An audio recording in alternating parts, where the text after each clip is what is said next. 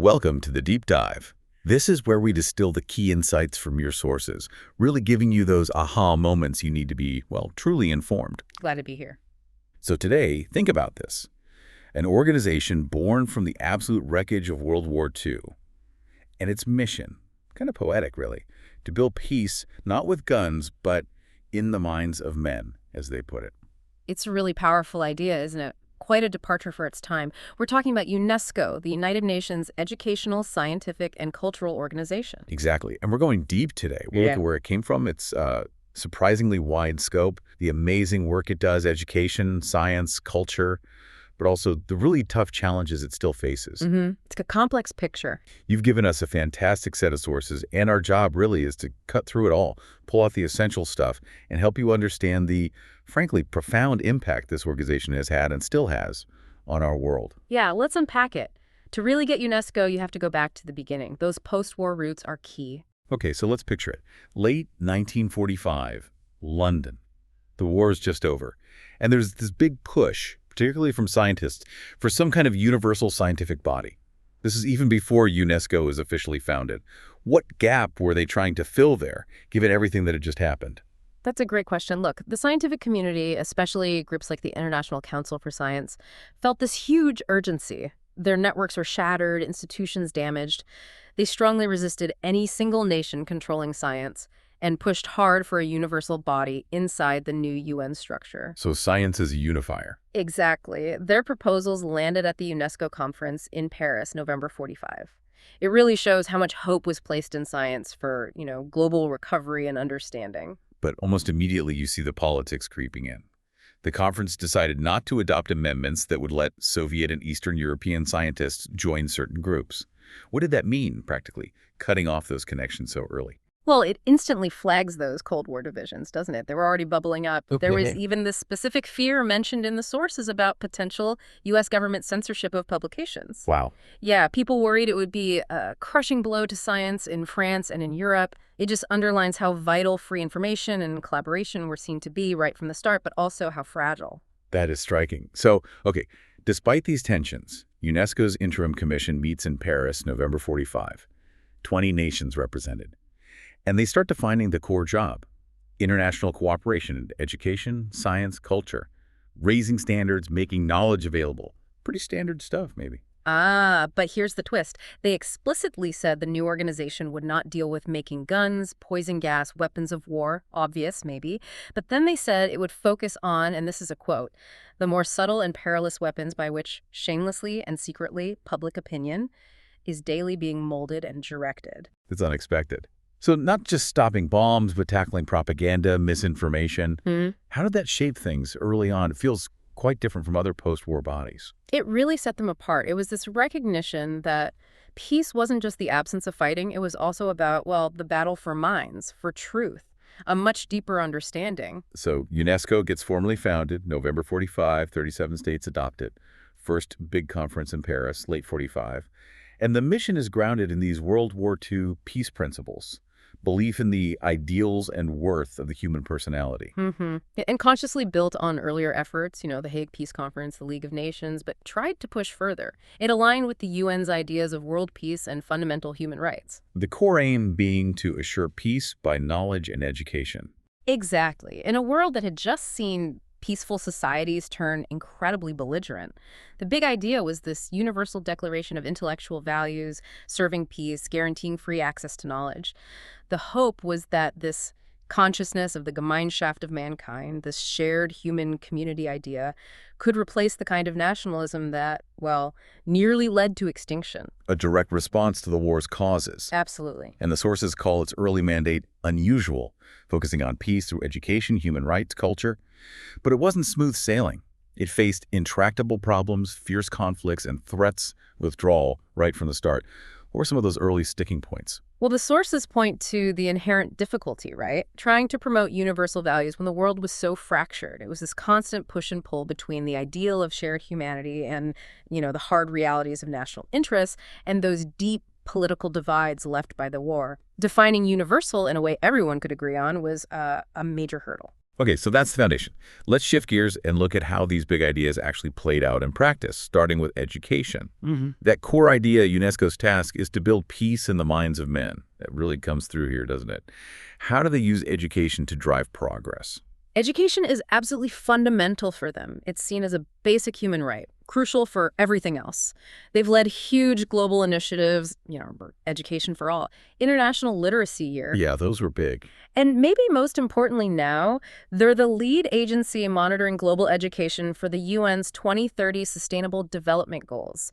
So things like promoting sustainable development, cutting inequality, getting quality education for everyone. That gives them a really unique platform to shape global education policy. So this idea of global education is constantly evolving, and UNESCO is right in the middle of it, especially this push for education for sustainable development.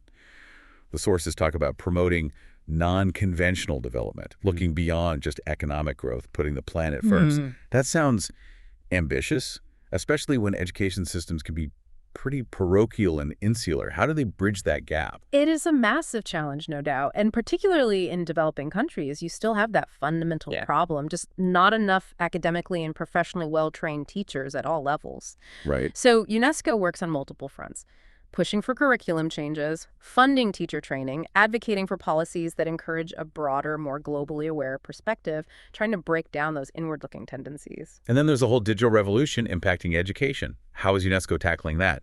Changes in higher ed, access to information, new media, governments maybe wanting more control. It's moving so fast. Absolutely. They're right in the thick of those discussions, how to adapt, ensure access, navigate the influence of new media and potential government interference, figure out flexible funding. It requires constant adaptation. Okay, let's pivot to culture.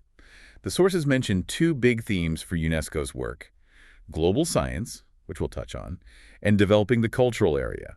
Apparently, it was tough early on convincing governments to cooperate on protecting cultural goods, things seen purely as state property. Yes, that was a hurdle. National sovereignty versus shared heritage. But arguably, their most impactful cultural initiative grew out of that. You mean World Heritage? Exactly. The World Heritage Convention came into force in 1976, led to the program we all know, granting that most prestigious designation to sites of outstanding universal value, OUV, meaning they matter to all of us. And the numbers are staggering, over 1,100 sites in 167 countries. But beyond the list, what did that OUV designation actually do? How did it change things? It fundamentally shifted perspectives. It fostered this sense of collective responsibility, a global stewardship that just hadn't been formalized before. It created a framework for cooperation, for sharing expertise and resources. And it's not just about stone monuments, right? The idea of heritage itself expanded. This 2003 Convention on Intangible Cultural Heritage, the ICH recognizing living traditions, performing arts, crafts. Why bring those things, previously seen as maybe low priority, into the official heritage fold? Oh, that it was vital. A recognition that culture isn't just static objects. It's alive, it's practiced, it's passed down. Protecting ICH is about safeguarding cultural diversity itself, ensuring these living skills and knowledge systems don't just vanish. It also kind of democratized heritage, made it less about just grand, often Western-focused historical sites. That makes sense. UNESCO's also been key in protecting cultural property during wars, the Hague Convention back in '54, the 1970 Convention on Illicit Trafficking. But we've seen some horrific stuff recently, like ISIS deliberately destroying sites. The sources say the nature and perception of cultural property is tied up with contemporary armed conflict. Can you unpack that a bit more? Certainly. Look, destroying enemy symbols in war isn't new, but the kind of destruction we saw from groups like ISIS, it went beyond just claiming victory or revenge. The sources link it to a fear of losing control. How so? It becomes about ideology. Cultural heritage embodies identity, history, different ways of seeing the world. Destroying it is an attempt to erase a people's past, their identity, to impose a single, narrow worldview. It's cultural annihilation as a weapon to control the narrative and the future. Chilling. Okay, shifting again science and free expression. UNESCO was involved early on in boosting scientific cooperation, like meetings with Latin American scientists in '48, aiming to stir the spirits of researchers. Why was that spirit-stirring aspect important then? Because war had shattered those connections. Trust needed rebuilding. The goal was to foster a global community of scientists who could tackle shared problems together. And that spirit continues. Look at the International Geoscience and Geoparks program from 2011. Right, the geoparks. Yeah, promoting understanding of the Earth, climate change, natural hazards, sustainable resources. These geoparks are meant to be active places for research, education, public engagement with science. And there was also the Man in the Biosphere program, MD, back in 1970. That's where the term biosphere reserve came from. It stressed living with nature, not just using technology. What was insightful about that approach?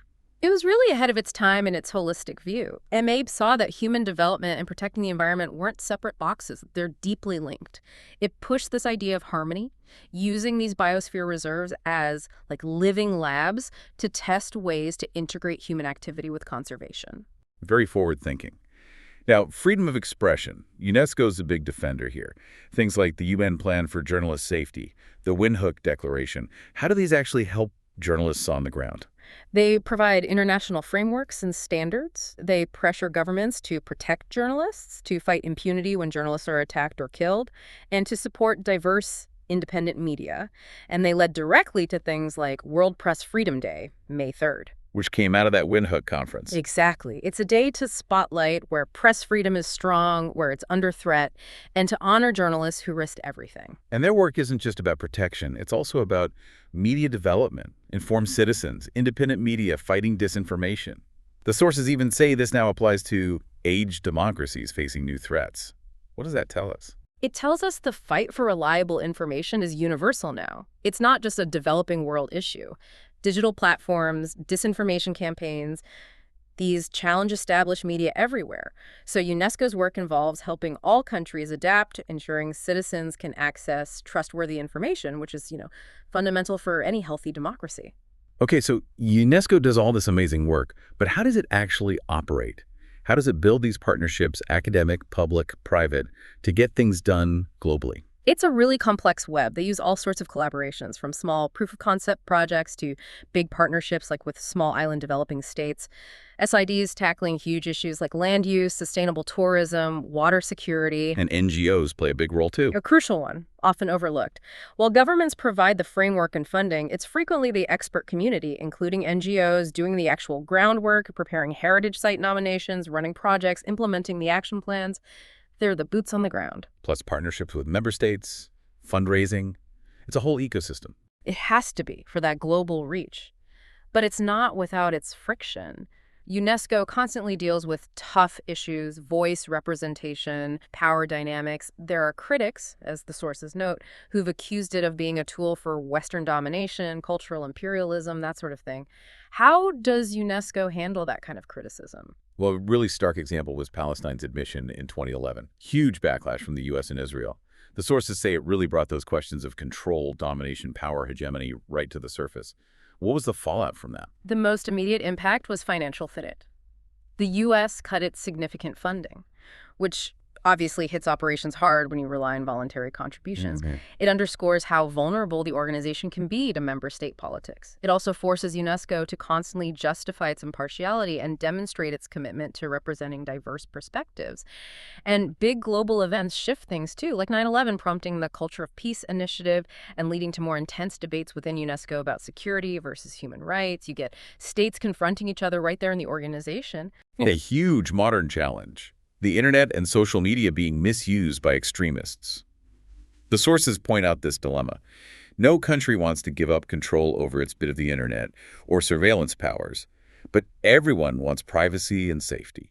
How does UNESCO navigate that, promoting global cooperation when national interests clash so directly online? That's one of the thorniest issues they face. They champion open internet principles and free expression, but nations often prioritize security or cultural control, leading to this patchwork of conflicting regulations. It's incredibly difficult to find consensus. And underlying all this is the constant challenge of money, right? Relying on voluntary contributions, even though it's seen as the guardian of world heritage.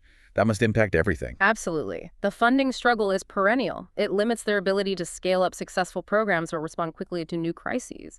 It's a fundamental constraint. Finally, how does UNESCO tell its own story? They see the press as crucial, wanting to wrench secrecy away from information. But the sources say media coverage is often scanty and spasmodic. Why does an organization doing so much seem to struggle for consistent visibility in traditional news? It is a strange paradox, isn't it? Their thinking is if people really understood what UNESCO does, they'd support it. But while it gets praise as the cultural agency, it can also become a convenient scapegoat when things get tough politically. Or maybe the work is just too complex for a quick news hit. That's likely part of it too. Long-term projects, nuanced cultural work, it doesn't always fit the news cycle. But what's really fascinating is how they've pivoted. To social media. Exactly. They have a dedicated team running big international campaigns active on Facebook, Twitter, Instagram, YouTube, even TikTok, reaching over 65 million followers globally. That's huge. So a massive digital footprint. They're going directly to the audience. It really shows how communication is changing. Legacy media might miss the story or the nuance, but through social media, they can showcase their impact directly in a much more dynamic and visual way to a vast global audience. So wrapping this up, what's the big picture for us? We've covered a lot. UNESCO's birth from conflict, its ideals about peace through knowledge and culture, the concrete work in education, heritage, science, free speech, and also the serious headwinds it faces. What really stands out is this core message. We share this common human heritage, natural and cultural. But as we saw, things like antiquities trafficking are actually boosted by new tech that outpaces international rules.